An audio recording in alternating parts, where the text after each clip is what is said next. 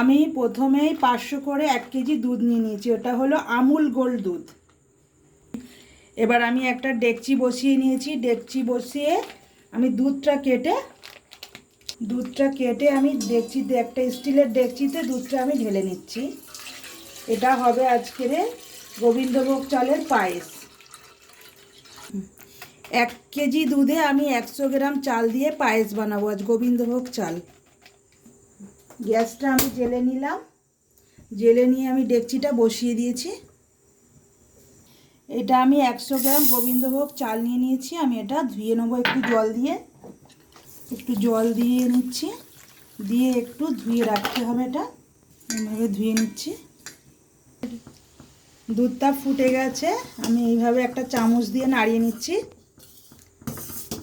আর এতে দিয়ে দিতে হবে চিনি। এবার হলো আমি দেবো চিনি। এতে প্রায় 1 কেজি দুধ আর 100 গ্রাম চালে আমি প্রায় 250 গ্রাম চিনি দিয়ে দেবো। 250 গ্রাম চিনি দিতে হবে এতে। চিনিটা দিয়ে একটু বারবার ধরে নেড়ে নিতে হবে যাতে চিনিটা গুলে যায়। আর তারপরে আমি এতে দিয়ে দিচ্ছি 1 পিস তেজপাতা কেটে দিয়ে দিলাম মাঝখান থেকে। আর 4টে এলাচ ফাটিয়ে দিয়ে দিচ্ছি আমি। 4 পিস এলাচ। এলাচটা দিলে কি হবে, গন্ধটাও ভালো লাগবে আর খেতেও কিন্তু একটা টেস্টি খুব সুন্দর হয়। এই জন্য আমি 4 পিস এলাচ দিয়ে দিলাম। দিয়ে চিনিটা গুলে নিচ্ছি। চিনিটা কিন্তু গুলে গেছে। এবার চিনিটা গুলে যাওয়ার পরে আমি দিয়ে দিচ্ছি এতে চালটা। যে চালটা দেখিয়েছিলাম, যে 100 গ্রাম চাল আমি ধুয়ে রেখে দিয়েছিলাম, চালটা আমি দিয়ে দিলাম এতে। চালটা দেওয়ার পরে কিন্তু সঙ্গে সঙ্গে নেড়ে নিতে হবে, নাহলে কিন্তু চালটা একদম তলায় বসে গেলে ডেলা ডেলা ভাব এসে যাবে। এবার এটা কিন্তু বারবার ধরে এইভাবে নেড়ে দিতে হবে যাতে চিনিটা গুলেও গেছে আর চালটাও যাতে তলায় লেগে না যায়। আর মিষ্টি জিনিস মানেই এমন একটা জিনিস যে ওতে সামান্য একটু নুন দিতে হবে। আমি হাফ চামচ মতো একটু নুন দিয়ে দিচ্ছি এতে। নুনটা দিয়েও আমি একটু নাড়িয়ে নিচ্ছি। এইভাবে নাড়িয়ে দিলাম। আর এটা কিন্তু প্রায় আধ ঘন্টা পর্যন্ত টাইম লাগবে। এইভাবেই নেড়ে যেতে হবে বারবার ধরে।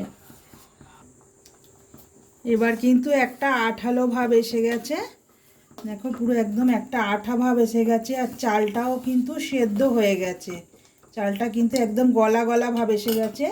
আর এতে আমি দিয়ে দিচ্ছি, এটা হলো কিশমিশ। কিশমিশটা আমি দিয়ে দিলাম। আর কাজু দিচ্ছি আমি প্রায় 100 গ্রামের মতো কাজু আছে, এটা আমি কাজুটাও দিয়ে দিচ্ছি। দিয়ে আমাকে এটা নাড়িয়ে নিতে হবে এইভাবে।